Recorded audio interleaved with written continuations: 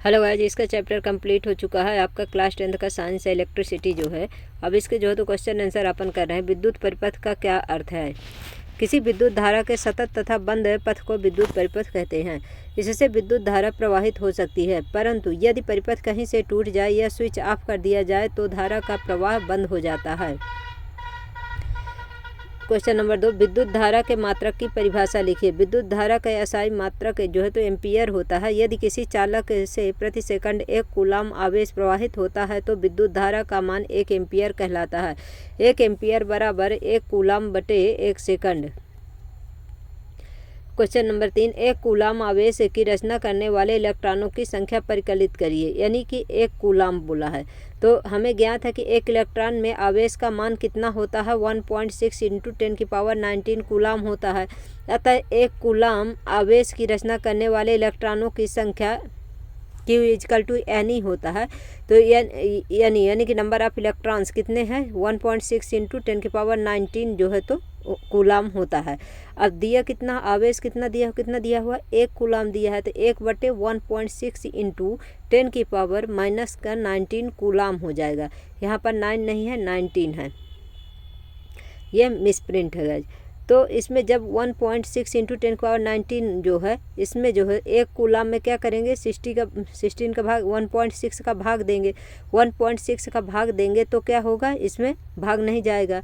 जब भाग नहीं जाएगा, दशमलव हटाएंगे, ऊपर 0 लगा देंगे और जो 19 है उसमें से एक 0 ले लेंगे तो क्या हो जाएगा, 100 हो जाएगा आपका। इसीलिए जो है तो आपका कितना आता है, जब फिर इसके बाद 16 का आप 100 में भाग देंगे तो 16 छक्का 96 करके तो 6.25 × 10⁻18 इलेक्ट्रॉन हो जाते हैं। ये सवाल जब मैं पढ़ती थी गाइज तो हमारे भी मन में आता था कि 18 कहाँ से हो गया जब 19 है। तो इससे जो है तो अपन जो एक 0 ले लेते हैं ऊपर चला जाता है, तो इसीलिए इसकी संख्या क्या होती है, घट जाती है। फिर क्वेश्चन नंबर 1 ये देखिए, नेक्स्ट पेज में जो है कि उस युक्ति का नाम लिखिए जो किसी चालक के सिरों पर विभवांतर बनाए रखने में सहायता करती है। चालक के सिरों पर विभवांतर बनाए रखने वाली उस युक्ति का नाम बैटरी है, जो एक या अधिक विद्युत सेलों से बनी होती है। यानी कि कई सारे जो सेल हैं तो मिलकर के क्या बनाते हैं, बैटरी बनाते हैं। यह कहने का क्या तात्पर्य है कि 2 बिंदुओं के बीच विभवांतर 1 वोल्ट है। जब हम कहते हैं कि 2 बिंदुओं के बीच विभवांतर 1 वोल्ट है तो इसका यह तात्पर्य है कि एक बिंदु से दूसरे बिंदु तक 1 कूलाम आवेश को ले जाने में 1 जूल कार्य करना पड़ेगा। यानी कि एक बिंदु से दूसरे बिंदु तक ले जाने में जो कार्य किया जाएगा वही क्या है, 1 जूल है।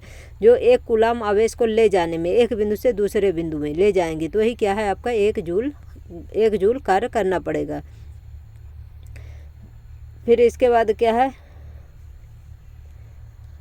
6 वोल्ट बैटरी से गुजरने वाले हर 1 कूलाम आवेश को कितनी ऊर्जा दी जाती है। तो आवेश को जो है तो Q बराबर कितना दिया हुआ है, 1 कूलाम दिया हुआ है। विभवांतर कितना है आपका, 6 वोल्ट है। फिर प्रत्येक आवेश को दी गई ऊर्जा बराबर किया गया कार्य है। आवेश को जो वो कार्य जो करता है तो कार्य कितना है आपका, भी कितना दिया हुआ है, 6 दिया हुआ है। और कितने कूलाम आवेश है आपका, 1 कूलाम है। 1 कूलाम आवेश का 6 के साथ मल्टीप्लाई कर देंगे तो क्या हो जाएगा, 6 जूल जो हो तो हो जाएगा इसका आंसर। किसी चालक का प्रतिरोध किन कारकों पर निर्भर करता है, तो अपन पढ़े थे ना कि प्रतिरोध जो है तो रो = L/A होता है।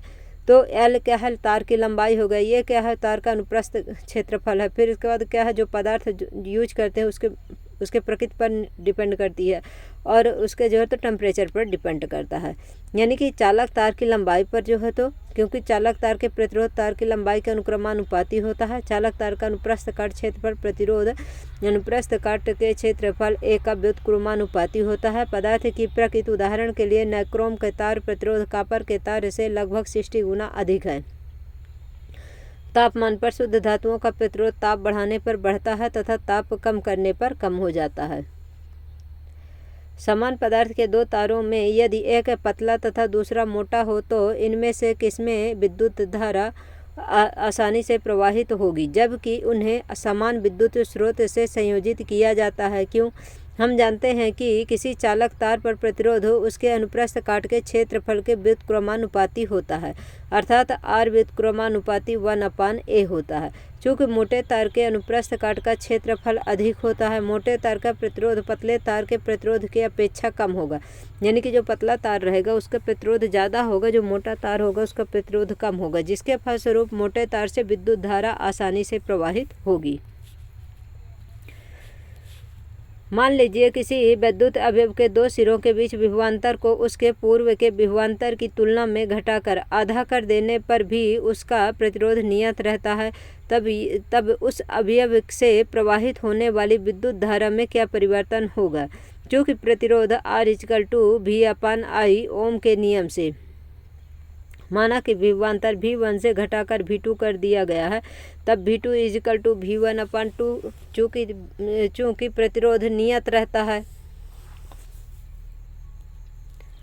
तो V1/I2=V2/I2, यानी कि विभवांतर V1 से V2 कर दिया गया और जो धारा है I2 से I2, तो क्या हो गया V1/V2=I1/I2 या V1/2I1/I2 बराबर मतलब बराबर क्या है 2 बराबर I1/I2 हो गया। तो I2 जब निकालेंगे तो I2=I1/2 हो जाएगा, क्योंकि I2 निकालेंगे तो 2 नीचे चला जाएगा। तो विभवांतर आधा हो जाने पर धारा भी आधी हो जाएगी। ओम के नियम में पढ़े हैं कि अगर जितना V=IR अपन जो पढ़े हैं ओम के नियम में जो थ्योरी कर रहे थे, उसमें क्या बोला था, अगर जो आप किसको वोल्टेज बढ़ाएंगे तो आपका करंट भी बढ़ेगा, मतलब धारा भी बढ़ेगी। अगर आप वोल्टेज घटाएंगे तो धारा भी घटेगी, लेकिन टेम्परेचर क्या होना चाहिए, निश्चित होना चाहिए। टेम्परेचर में बढ़ाई मतलब उसे बढ़ना घटना नहीं चाहिए, उसका जो टेम्परेचर है फिक्स होना चाहिए। विद्युत टोस्टरों तथा विद्युत स्तरियों के तापन अवयव शुद्ध धातु के न बनाकर किसी मिश्र धातु या मिश्र धातु के क्यों बनाए जाते हैं? विद्युत टोस्टरों तथा विद्युत स्तरियों के तापन अवयव शुद्ध धातु के न बनाकर किसी मिश्र धातु या मिश्र धातु के इसलिए बनाए जाते हैं क्योंकि मिश्र धातुओं की प्रतिरोधकता शुद्ध धातुओं की अपेक्षा अधिक होती है तथा ताप वृद्धि के कारण इसके प्रतिरोधकता में नगण्य परिवर्तन होता है। मिश्र धातुओं का अपचयन दहन उच्च ताप पर शीघ्र नहीं होता है, यानी कि जैसे इसका टेम्परेचर बढ़ता है, इसका एग्जांपल जैसे आपका हीटर है, आपका ये है प्रेस है, इस्त्री जो है। निम्नलिखित प्रश्नों के उत्तर तालिका 12.2 में दिए गए आंकड़ों के आधार पर दीजिए कि आयरन तथा मरकरी में कौन अच्छा विद्युत का चालक है। तो आप लोगों को पता है जो धातुएं हैं वो क्या है, विद्युत की अच्छी चालक होती है। तो धातु क्या है आपका आयरन है, मरकरी क्या है आपका जो है तो ये इसमें जो है तो कोई भी चालक काम नहीं करता है। कौन सा पदार्थ सर्वश्रेष्ठ चालक है? तो अपन जब सबसे पहले क्या देखे थे, सिल्वर देखे थे, जो अपन पढ़ रहे थे कि सिल्वर है, एल्युमिनियम है, आपका कापर है, आयरन है, बहुत सारी धातुएं जो दी हुई थी जब थ्योरी में कर रहे थे। तो हम जानते हैं कि अच्छे चालकों की प्रतिरोधकता कम होती है, तो अतः आयरन Fe मरकरी Hg से एक अच्छा चालक है। तालिका के आधार पर सिल्वर Ag यानी सिल्वर का एक सर्वश्रेष्ठ चालक है क्योंकि तालिका में सबसे ऊपर स्थित है। किसी विद्युत परिपथ की व्यवस्था आरेख खींचिए जिसमें 2 वोल्ट के 3 सेलों की बैटरी, एक 5 ओम का प्रतिरोधक तथा प्रतिरोधक, एक 8 ओम का प्रतिरोध और एक 12 ओम का प्रतिरोधक तथा एक प्लग कुंजी सभी श्रेणी क्रम में संयोजित करना है। मतलब इसे श्रेणी क्रम में सीरीज क्रम में लगाना है। तो देखिए इसमें क्या करेंगे, श्रेणी क्रम में संयोजन के लिए व्यवस्था आरेख बनाएंगे। सबसे पहले क्या करेंगे, तीनों जो प्रतिरोध है 5 ओम, 8 ओम और 12 ओम का ऊपर सबसे पहले कर लेंगे। फिर क्या बोला है, 2 वोल्ट की 3 सेल की बैटरी है, 2 वोल्ट के नीचे बैटरी लगा देंगे, उसके बाद एक कुंजी लगा देंगे, उसके बाद जो है तो परिपथ को जोड़ देंगे और एक बल्ब लगा देंगे। तो श्रेणी क्रम में संयोजन का आरेख देखिए किस प्रकार से बना हुआ है। ये देखिए 5 ओम, 8 ओम और 12 ओम की जो श्रेणी क्रम में किस प्रकार से प्रतिरोधों को जोड़ दिया गया है। और देखिए के क्या है, कुंजी है आपकी, और यहाँ जो है तो 2 वोल्ट की 3 बैटरी, 2 वोल्ट के 3 जो है तो लगा देना है, जिससे क्या हो जाएगी 6 वोल्ट की बैटरी हो जाएगी। क्या बोला इसमें, 2 वोल्ट के 3 सेलों की बैटरी, 3 सेल होंगे 2 वोल्ट की होंगी, तो टोटल कितना हो जाएगा 6 वोल्ट की बैटरी हो जाएगी। अब क्वेश्चन नंबर 2 में देखिए कि कब परिपथ दोबारा खींचिए। अब यही जो परिपथ है इसे दोबारा खींचना है, लेकिन इसमें प्रतिरोधकों से प्रवाहित विद्युत धारा को मापने के लिए एमीटर भी इसमें लगाना है। तो अपन क्या पढ़े थे, एमीटर किस में लगता है आपका, श्रेणी क्रम में लगता है। 12 वोल्ट के प्रतिरोधक सिरों के बीच विभवांतर मापने के लिए वोल्ट मीटर लगाते हैं। तो वोल्ट मीटर किस में लगता है आपका, पैरेलल लगता है, पार्श्व क्रम में लगता है। एमीटर तथा वोल्ट मीटर के क्या पाठ्यांक होंगे, फिर इनके पाठ्यांक भी जो है तो ज्ञात करना। यहाँ एमीटर को श्रेणी क्रम में तथा वोल्ट मीटर को 12 वोल्ट के प्रतिरोध के पार्श्व क्रम में संयोजित किया जाएगा। कुल बैटरी का कुल विभवांतर कितना है, 3 × 2 बराबर 6 वोल्ट की बैटरी हो गई। फिर बैटरी का प्रतिरोध कितना है, R1 R2 R3 है, मतलब 3 जो है तो क्या है प्रतिरोध है। टोटल कितना हो गया, 25 ओम का जो है तो क्या हो गया प्रतिरोध हो गया। एमीटर का पाठ्यांक निकालना है, तो एमीटर का पाठ्यांक निकालने के लिए V = IR होता है। अब अपने को क्या निकालना है, I निकालना है। जब I निकालना है तो V/R हो जाएगा। तो V बैटरी कितना दी हुई है, कितने वोल्ट की, तो 6 वोल्ट के, और आपका R प्रतिरोध कितना दिया हुआ है, 25 ओम का दिया, 25 ओम है। 25 का 6 में भाग कर देंगे तो कितना आ जाएगा, 0.24 एम्पियर। धारा कितनी आ जाएगी, 0.24 एम्पियर आ जाएगी।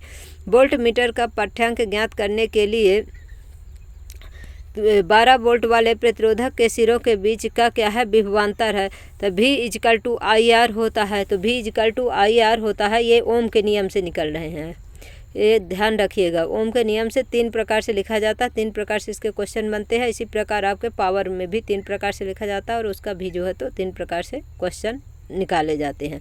तो इसका V = IR दिया हुआ, तो I आप कितना निकाले हैं, 0.24 निकाले हैं।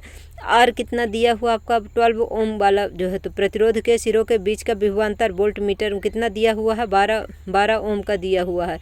तो V = IR में 0.24 × 12 हो गया। अब इसका जो है तो इसके साथ मल्टीप्लाई कर देंगे तो कितना आ जाएगा, 2.88 वोल्ट मीटर आ जाएगा, विभवांतर वोल्ट मीटर आ जाएगा। देखो 12 चौक 48 का 8 हो गया, 12 दूनी 24, 4 28 हो गया, तो 2.88 वोल्ट मीटर आ जाएगा।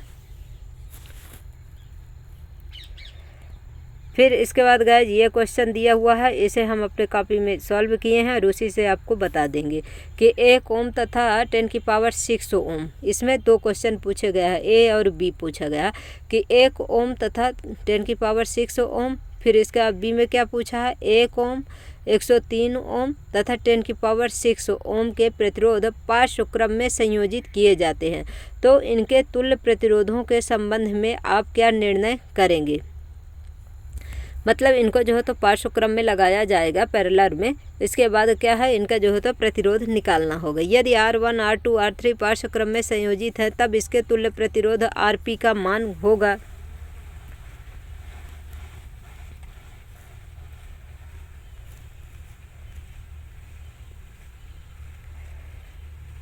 देखिए तो ये क्या है, पैरेलल में है। आरपी क्यों लिखा है, क्योंकि पैरेलल में लगा हुआ है, पार्श्व क्रम में लगा हुआ है, इसलिए प्रतिरोध कितने हैं इसमें 3 है, 1/R1 1/R2 1/R3। पहले वाले में कितना है, 2 ही हैं, R1 और R2 बस है। पहले में कितना है, 1 ओम है, दूसरे में कितना है 10⁶ ओम है। तो RP = 1/R1 + 1/R2 हो गया, तो 1/1 हो गया, क्योंकि ये पहले में तो 1 ही ओम दिया हो, दूसरे में क्या दिया, 10⁶ दिया है, बराबर 1/1 + 1/, इसको 10⁶ ही लिख लीजिए तो क्या होता है, ईजी हो जाएगा।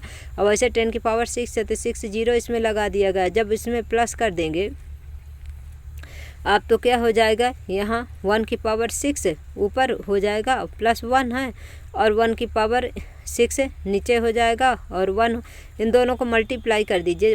10⁶ का 1 में कर देंगे तो कितना हो जाएगा, 10⁶ + 1, और फिर नीचे क्या हो जाएगा, 10⁶ हो जाएगा।